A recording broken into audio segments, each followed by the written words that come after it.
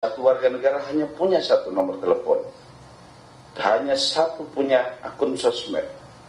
Karena untuk mengetahui bagaimana ke depan orang-orang yang memberikan informasi di sosial media dapat bertanggung jawab.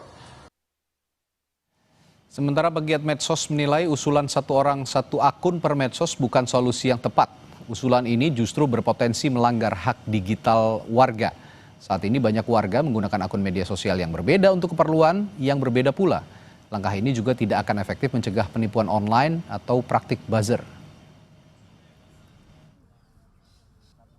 Ini sebetulnya terdengar sederhana gitu ya, tapi ini sebetulnya bukan solusi kalau kamu lihat ya, bahkan berisiko melanggar hak digital warga gitu, karena kita tahu banyak sekarang orang menggunakan akun media yang berbeda, media sosial yang berbeda itu untuk urusan kerja, pribadi, bisnis gitu, bahkan untuk melindungi diri dari serangan digital gitu ya. Dan dari sisi efektivitas juga kita lihat ini masih sangat lemah gitu, karena pelaku penipuan atau buzzer ini masih bisa menggunakan identitas palsu gitu ya, menggunakan VPN misalnya atau platform luar negeri ya yang memang belum diatur misalnya di Indonesia. Wacana satu orang satu akun per medsos, bagaimana pengaturannya? Akankah efektif untuk membatasi peredaran hoax maupun penipuan di ranah digital, atau justru akan membatasi hak-hak digital warga dalam berekspresi? Kita bahas bersama anggota DPR RI dari fraksi Partai Kebangkitan Bangsa Oleh Soleh dan pakar keamanan siber Pratama Persada. Selamat malam Bapak-Bapak. Malam Mas. Selamat malam. Iya, saya ke Pak Oleh dulu. Saya tahu Pak Oleh ini juga salah satu orang yang menyuarakan ini sejak beberapa waktu yang lalu ya, sebelum fraksi Partai Gerindra. Nah, jadi gimana pengaturannya Pak Oleh kalau misalnya usulannya satu warga, satu akun medsos, apakah berdasarkan nik, berdasarkan nomor telepon atau bagaimana? Sebenarnya pemikiran saya adalah bahwasanya dengan begitu bebasnya orang membuat medsos, akun fake tentunya, dan lebih-lebih yang sangat mengkhawatirkan itu adalah soal akun robot kan seperti buzzer itu. gitu ya, banyak buzzer. Nah, kalau kita dipresentasikan, apakah nilai manfaat dari akun robot, akun fake dengan nilai madarat? Kalau ngelihat suasana sekarang hari ini, presentasinya lebih besar daripada madaratnya. Nah, kalau misalkan berbicara tadi soal bagaimana dengan kebebasan, orang ingin mengkritik tapi ada rasa takut. Ya. Orang pingin kritik tapi gak mau identitasnya terpublikasi. Nah, ini harus ada sebuah titik tengah di mana bagaimana kebebasan menyampaikan pendapat, kebebasan berekspresi, dan tentunya rakyat punya hak kontrol terhadap pemerintah, lembaga, dan semua kehidupan. Nah, maka rasa-rasanya ini perlu ada kesadaran bersama bahwasanya siapapun, dimanapun, profesi apapun, bahwa di mata hukum ini adalah sama. Nah, hari ini yang menjadi persoalan adalah mereka yang mengungkapkan sebuah ekspresi yang quote and quote dalam rangka mengkritisi atau memberikan rekomendasi ataupun masukan, ya hari ini seolah-olah diklasifikasikan bahwa dia tidak setuju pada pemerintah, dia tidak ini makar dan yang lain-lain. Nah, oleh sebab itu rasa-rasanya ini juga harus mencari solusi bagaimana ekosistem digital ini betul-betul ramah dan sehat. Nah, oleh sebab itu ketika saya lontarkan bahwa ada pembatasan second account, waktu itu bulan Juli kalau nggak salah, karena saya mengamati perilaku daripada pemilik akun-akun itu yang lebih kepada satu soal bagaimana penggiringan opini, penghasutan, bully, dan terutama adalah hoax. Nah, ini intensitasnya semakin tinggi. Dan ternyata kemarin lah seminggu yang lalu menjadi meledak kan seperti itu. Menurut Anda ya? Nah, oleh sebab itu rasa-rasanya ini harus menjadi konsen bersama seluruh elemen bangsa tentunya, dan terutama saya secara pribadi dan fraksi PKB menginginkan bagaimana ke depan ekosistem digital ini, medsos ini menjadi sehat. Kalaupun misalkan second account, misalkan kata netizen, kata influencer ini juga cukup mengkerangkeng mereka, maka saya lebih pada bagaimana mencari solusinya. Solusinya adalah bagaimana pembatasan akun tanpa ada alamat. Artinya bahwa setiap akun medsos harus jelas alamatnya. Sehingga kalau ada apa-apa bisa langsung diklarifikasi, diketahui dan yang lain-lain. Tentu ini harus berproses, bertransformasi, karena kalau kita berkaca kepada negara-negara luar, ada negara luar yang tadinya memberlakukan satu akun, satu medsos, di Swiss, lalu kebebasan untuk mengkritiknya jadi kurang. Ada juga misalkan negara Cina yang memberlakukan satu akun satu orang, tetapi happy dan maju gitu, tidak ada hal-hal yang lain. Nah, ini juga harus ada win-win solusi. Tentu tidak ada sebuah sistem yang sempurna dan tidak ada sebuah hukum yang sempurna, tetapi mari kita bertransformasi menciptakan dunia digital yang lebih sehat dan tentunya lebih produktif. Ekosistem digital akan sehat menurut Anda dengan usulan seperti yang diutarakan Pak Oleh tadi? Ya gini, tujuannya mungkin bagus ya, karena kita lihat di Indonesia ini terlalu banyak buzzer gitu, terlalu banyak orang ngomong seenak udelnya sendiri gitu, terlalu banyak orang nggak bisa terverifikasi informasi yang diupload dalam media sosial dan lain-lain begitu. Sehingga mungkin maksudnya adalah kalau satu orang satu akun akan mudah nih melakukan penegakan hukum nih, karena jelas orangnya siapa, kemudian dia ada di mana, langsung ditangkap bisa misalkan. Kemudian yang kedua adalah scam, penipuan dan lain-lain gitu. Tentu akan sangat berkurang drastis sekali, karena orang akan ketahuan kalau dia nipu pakai media sosial, tentu akan ketahuan begitu ya. Dan ini sejalan juga dengan di Indonesia ini kan single identity kan mau diterapkan ya, kita pakai nik digital dan lain-lain begitu. Tetapi begini Mas Radi, kita lihat bahwa ketika orang melakukan berbagai macam aktivitas di Indonesia ini. Tadi Pak Soleh sudah mengatakan misalkan orang takut kebebasan ekspresinya terganggu gitu. Tetapi banyak orang, misalnya pelaku UMKM, itu dia memisahkan antara akun jualannya, kemudian akun pekerjaannya dan akun untuk keluarganya, gitu ya kan. Jurnalis, dia membedakan antara akun untuk kerja dan akun untuk pribadinya dia. Dan banyak profesi-profesi lain di negara kita ini begitu yang mereka membutuhkan memang mutu pemisahan itu gitu ya kan. Sehingga kalau misalkan dibatasi nih satu orang hanya satu akun, bagaimana dengan orang-orang yang memang menggunakan akun media sosial ini untuk berbisnis dan yang lain-lain begitu ya kan. Sebenarnya begini, yang membuat kita kesel sama akun-akun media sosial yang bikin masalah itu adalah ketika mereka mengupload informasi-informasi yang hoax, membuat perpecahan dan lain-lain gitu. Kemudian ada akun-akun buzzer yang dia dengan dibayar kemudian mengupload sesuatu hal yang sebenarnya itu nggak benar, tapi kelihatan benar karena begitu banyaknya orang yang melakukan retweet dan lain-lain begitu ya. Nah, kenapa kita berpikirnya nggak orang-orang itu aja yang ditangkap-tangkap? Trace-nya gimana? Kenapa kita? Nah, ini kan masalah teknologi ya, gitu. Ini masalah teknologi. Sebenarnya platform itu mereka memiliki teknologi untuk mengetahui mana akun yang fake, akun yang hoax, dan akun yang memang didesain oleh robot gitu.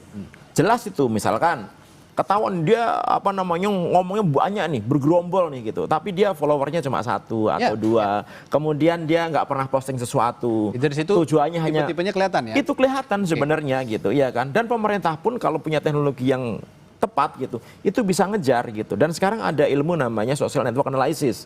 Social network analysis itu adalah ilmu yang bisa kita gunakan untuk mentris jaringan ini sebenarnya jaringan yang digerakkan oleh organik atau jaringan yang digerakkan oleh bot. gitu. Itu bisa ketahuan tuh. Nah, tinggal kita bagaimana memiliki teknologi itu untuk ngejar orang-orang ini gitu.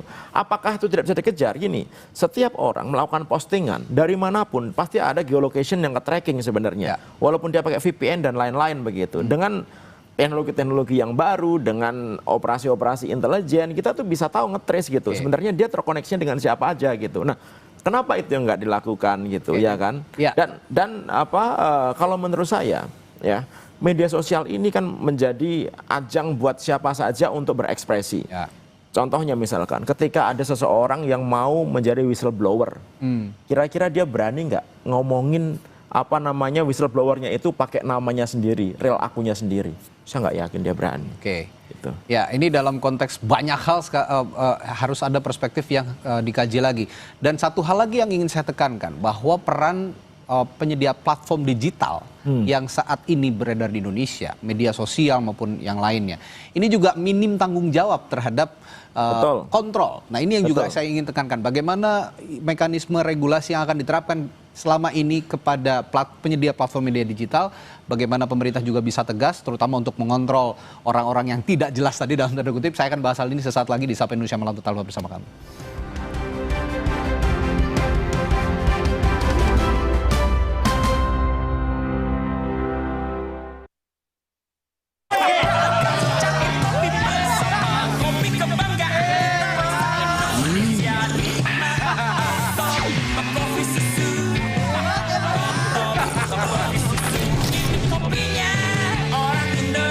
Kopi tubruknya asli, susunya creamy. Pas paduannya.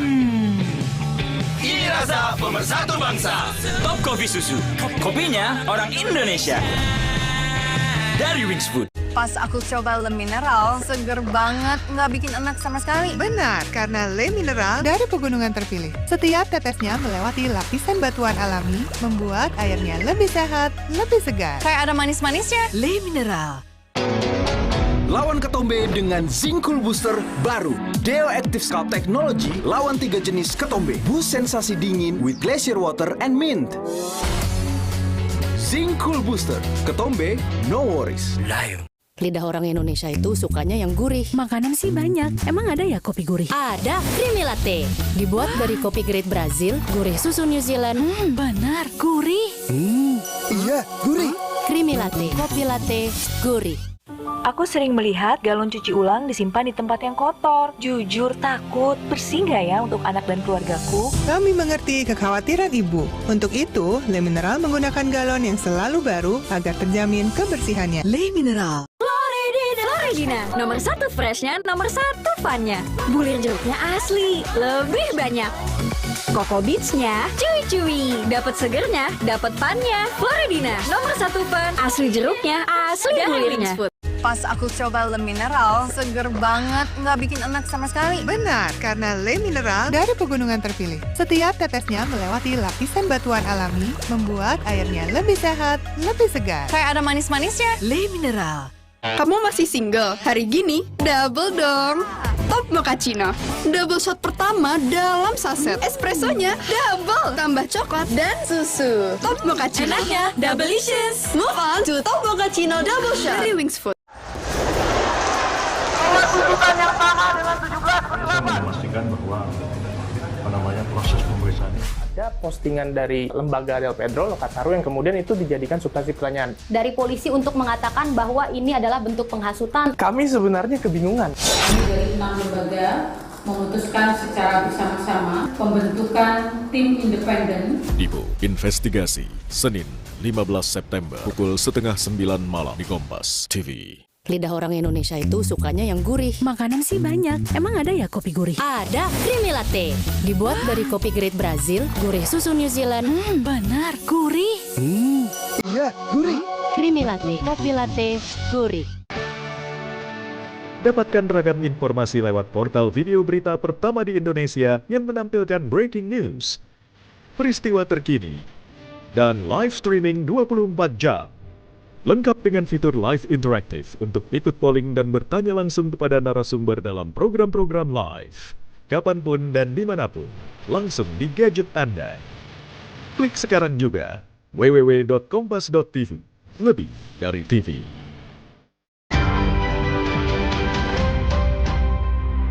Kompas Update dipersembahkan oleh Morinaga. Selamat malam, saatnya Anda menyaksikan Kompas Update. Saudara, kebakaran besar melanda permukiman padat penduduk di Manila, Filipina. 500 kepala keluarga dilaporkan kehilangan rumah akibat kebakaran. Pemadam kebakaran setempat mengatakan tidak ada korban jiwa yang dilaporkan. Penyebab kebakaran masih diselidiki.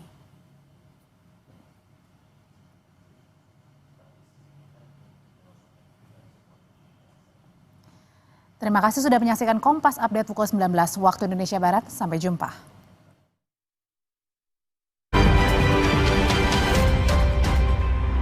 Kompas Update dipersembahkan oleh Morinaga.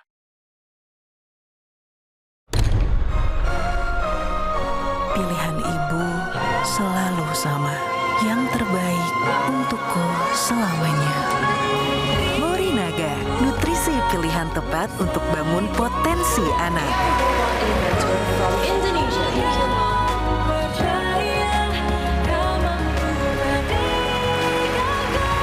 Morinaga, your choice, their future. Masa depan bukan kebetulan, pilih yang terbaik sekarang.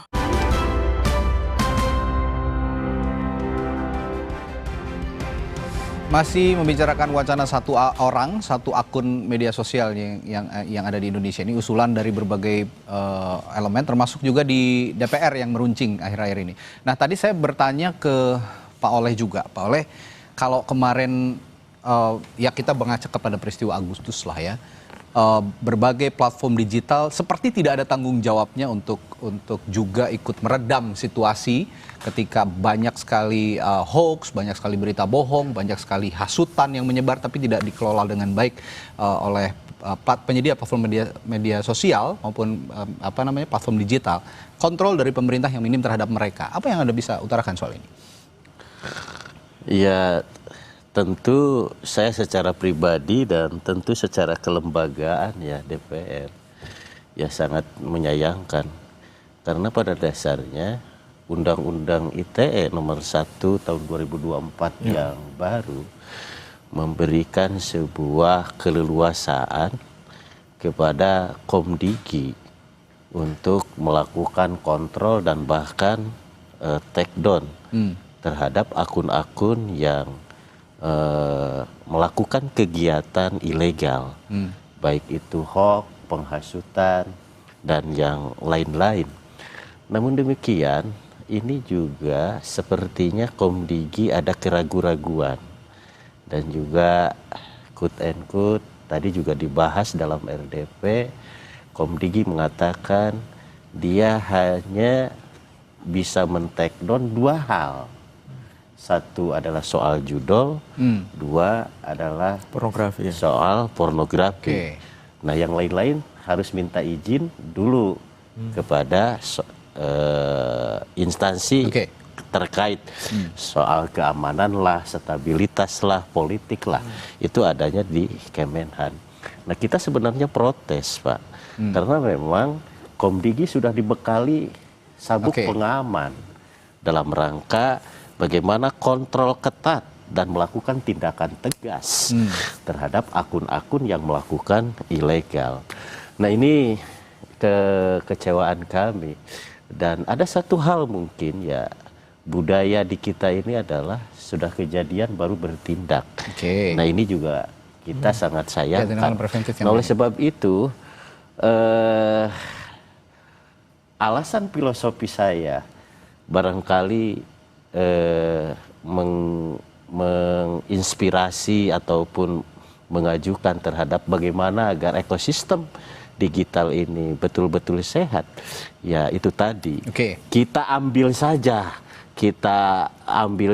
kebijakan, jangan sampai ada ruang-ruang untuk melakukan kegiatan ilegal di dalam media sosial itu sendiri. Saya juga tadi mengkantor apa yang dibilang oleh Mas Pratama soal ada aktivitas lain selain buzzer-buzzer ataupun orang-orang tidak jelas itu, di mana mereka menggantungkan aktivitas hidupnya juga kepada akun media sosialnya, second account-nya, misalnya yang bisnis atau juga untuk unsur hiburan, seperti ada akun-akun peliharaan begitu yang menghibur masyarakat. Ini juga kan punya hak untuk menikmati berekspresi dan menikmati aktivitas di media sosial. Bagaimana pengaturannya kalau begitu? Makanya tadi saya menyampaikan sebuah jalan tengah. Kalau memang keberatan masyarakat untuk dibatasi satu orang satu akun, ya sudah, jalan tengahnya adalah pembuatan akunnya satu kepada platform digital, tidak menyediakan sebuah kolom untuk membuat multi akun dalam satu email, dalam satu nomor telepon dan yang lain-lain. Yang keduanya bagi user tentunya dia membuat akun medsosnya itu tadi dengan alamat jelas, dengan identitas jelas, terserah. Bisakah menggunakan KTP, NIK, atau mungkin nanti Bu Menteri katakan bahwa akan ada lagi bagaimana agar kartu-kartu WA, kartu telepon ini mau dirapihkan. Tidak lagi ada kartu-kartu yang satu kali pakai lalu buang. Nah, pasca bayar mungkin lebih aman karena ada identitas. Lebih maju lagi kalau misalkan membuat sebuah akun media sosial menggunakan retina, tapi itu kan terlalu jauh kan. Nah, oleh sebab itu maka jalan tengah barangkali nanti mudah-mudahan ini mendapat dukungan bersama bagaimana setiap akun media sosial di TikTok, di IG, di Facebook, di YouTube, di Shoot tadi yang lain-lainnya itu menyertakan alamat jelas, pemilik jelas. Itu saja barangkali. Pengaturannya bakal rumit nggak kira-kira kalau kasusnya kayak gitu? Rumit. Pasti rumit sekali gitu. Kenapa? Karena memang platform media sosial ini kan tidak didesain untuk kita memasukkan identitas yang benar ya gitu. Contohnya misalkan apakah kita dipaksa harus pakai KTP untuk daftar? Kan enggak. Apakah kita dipaksa untuk menggunakan nomor telepon kita sendiri untuk daftar? Enggak, kita bisa pakai nomor telepon yang tadi Pak Soleh bilang, kita beli registrasi udah itu kita buang, kita bisa gitu. Ya kan? Ini beda dengan misalkan ada platform namanya LinkedIn gitu. Kalau misalkan Anda mau levelnya naik, Anda scan pasport gitu. Sehingga terverified gitu ya. Itu gitu. yang lebih rapi mungkin itu bisa dijadikan alternatif tapi gitu. Kan Cina sekarang melakukan hal itu. Cina melakukan itu tapi bisa kan? Warganya tapi nggak terlalu suka Pak sebenarnya gitu. Warganya nggak terlalu suka. Kenapa? Karena dipaksa gitu untuk hanya menggunakan satu akun media sosial untuk satu orang. Nah, akhirnya mereka ngakalin juga dengan cara apa? Membuat akun dari luar negeri menggunakan VPN. Mereka beli nomor-nomor gratisan dari luar negeri untuk melakukan verifikasi. Mereka membuat email-email yang sekali pakai untuk membuat akun-akun lain begitu. Jadi memang banyak cara yang bisa digunakan orang untuk membuat akun-akun di media sosial ini. Sehingga sebenarnya gitu, ini bisa kita cari yang tadi Pak Soleh bilang win-win solutionnya gitu. Dengan cara apa ya? Misalkan platform harus ngikutin aturan yang ada di Indonesia. Ya. Kemudian Komdigi juga harus mulai mengatur gitu bahwa SIM card itu jangan satu SIM card bisa untuk untuk bahkan sampai berapa ribu satu KTP untuk berapa ribu SIM card gitu ya kan.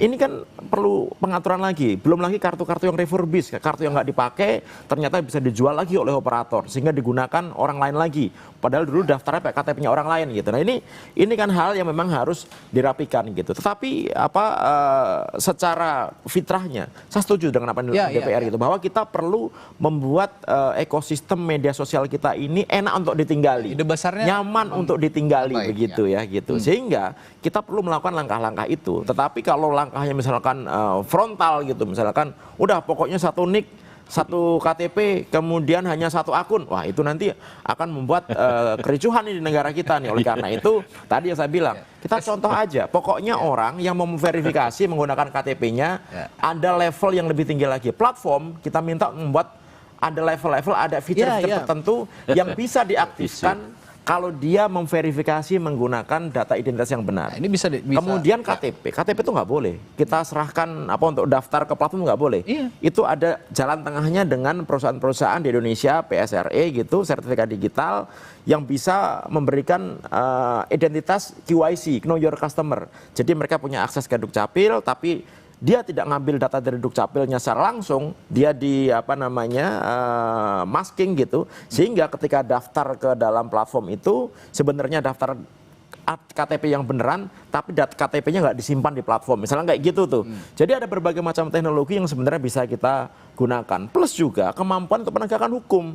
Kenapa kemampuan untuk penegakan hukum? Aparat penegak hukum kita harus punya teknologi yang bisa digunakan untuk ngejar orang-orang ini. Mas Radi, kalau orang mau bikin second account doang, itu enteng banget, gampang. Dan itu bukan menjadi masalah, satu orang punya 2 atau 3 akun. Yang jadi masalah, satu orang kadang-kadang bisa punya 1000 akun.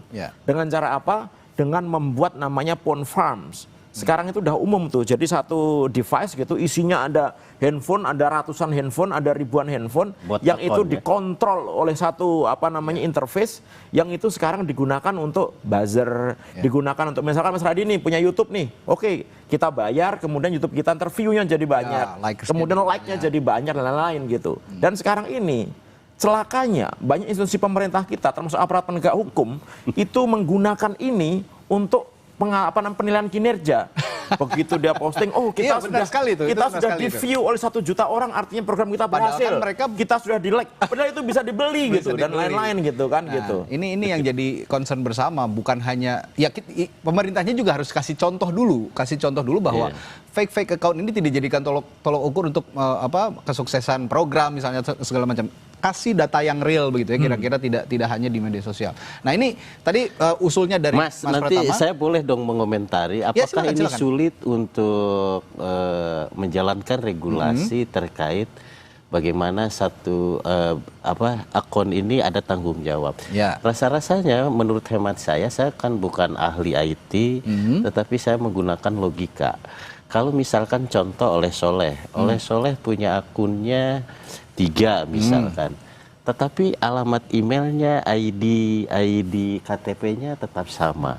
Nah, mereka, contohnya saya, tidak ingin terlihat di publikasi bahwa itu saya, tetapi oleh Komdigi, oleh pemerintah, APH katakanlah di sini, ya ini dia tahu bahwa anonim saya misalkan SOS itu oleh Soleh. Nah sehingga dapat mengejarnya gitu. Hari ini mohon maaf, apakah mereka yang merasa terganggu menyampaikan sebuah kebebasan berpendapatnya, apakah dia juga ketakutan untuk dia dikejar-kejar orang misalkan. Nah ini kan kalau orang bener sih harusnya nggak takut dikejar orang. Harusnya. Atau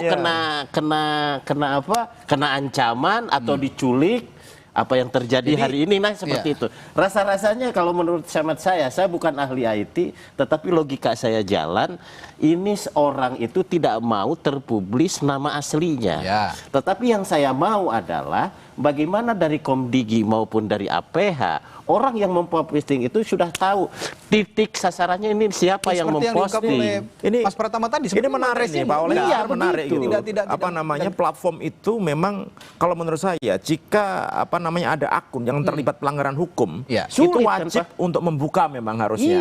Pak. Wajib untuk membuka pemilik akunnya ini siapa gitu. Pak. Nah, sekarang ini transparansi untuk penegakan hukumnya juga tidak dilakukan oleh aparat penegak hukum, masalahnya di situ. Makanya sehingga orang-orang yang berusaha menimbulkan chaos di ranah digital ini juga seolah-olah bersembunyi dengan orang-orang yang benar-benar ingin menyuarakan ekspresinya gitu loh maksudnya. Nah ini yang harus dan tidak gampang, maksudnya tidak susah juga kan sebenarnya untuk saya rasa agak sulit fake account ini. Tadi Mas Pratama sudah bilang fake account kan tidak susah di-trace sebenarnya. Nggak susah di-trace gitu. Tergantung kita ini mau melakukan apa enggak yang pertama. Kemudian yang kedua, kita ini tergantung sama platform Mas Radi. Jadi platform itu nurut gak nurut sama kita. Kita ini sebenarnya agak-agak dikacangin juga sama mereka. Contohnya misalkan kita ada nih akun-akun yang memang bikin hoax nih, bikin rusuh nih. Dia bikin postingan yang itu isinya nggak benar. Tapi begitu kita report, itu tarso aja dia ngelihatnya gitu. Bahkan bukan kita sebagai orang biasa ya.